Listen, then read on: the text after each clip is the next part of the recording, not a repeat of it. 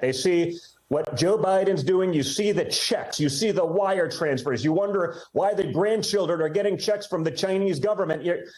Those are all reasonable questions, and yet no one asks them. Our mainstream media, the people in D.C., unwilling to ask it, but they want to throw Trump in jail for 1,000 years and or the death penalty. It truly is sick stuff, but this is why we fight. That was Donald Trump's son, Don Jr., giving his attempt at a rendition of a coherent argument last night on Newsmax, having a bit of trouble. No one wants the death penalty for Donald Trump, I think. But there's no evidence the Chinese government sent secret checks or wire transfers to President Biden's grandchildren. Patently false. The claim that the press and people in D.C., presumably prosecutors trying Donald Trump's various criminal cases, want to hand the former president the death penalty. Not true. Nevertheless, that guy, that incredibly adept rhetorician, Don Jr., who's been making the rounds on right-wing media, spewing false claims, rambling incoherently. That dude is scheduled to take the witness stand tomorrow in Manhattan, in a courtroom, sworn to tell the whole truth, as part of a $250 million civil fraud trial where he, his father, his brother, and other Trump executives at the Trump Board were already found liable of fraudulently inflating the values of properties and other assets. This ongoing bench trial, which means there's no jury, it's a judge, will determine the amount of the damages. Don's junior brother, Eric, will also take the witness stand, likely on Thursday, though it could happen as soon as tomorrow. Next week, Donald Trump himself is set to appear on the witness stand, as well as his daughter, Ivanka.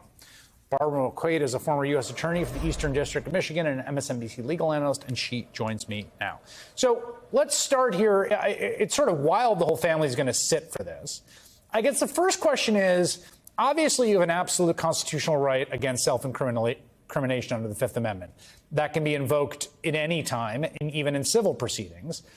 We saw people do it during some of the questioning in the January 6th committee testimony. Do we have any anticipation that any of them will invoke that right in their testimony in this civil trial?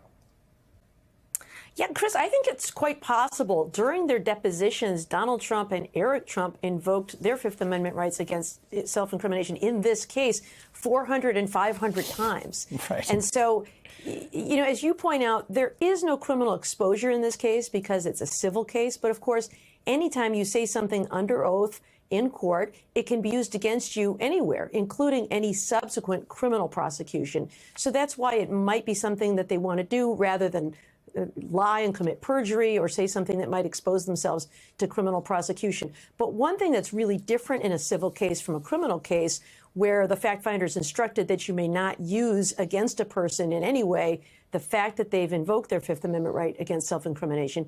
In a civil case like this one, the fact finder, Judge Engoron, can use the fact of the invocation of the Fifth Amendment as an adverse inference against the person who cited it. So if someone's asked a question and they say, I invoke my Fifth Amendment, the judge can say, oh, I guess that answer would have been pretty bad. And so that's the consequence in a civil case like this. So a lot of strategic decision making that will need to take place by these Trump children. Yeah, that's a crucial difference. I just want to stay on it for a second in case people aren't processing that. In a criminal trial, you cannot, and it's a bedrock important part of American jurisprudence, right? You can't put someone on the stage and be like, did you do it? And then if they say I take the Fifth, well, see, you have something to hide. In a civil context in which there isn't the state's criminal apparatus hanging over someone, the invocation of the Fifth can be understood as an adverse admission of something, or at least taken as you can make an inference about what the answer would have been. In this case, it's the judge who would do so.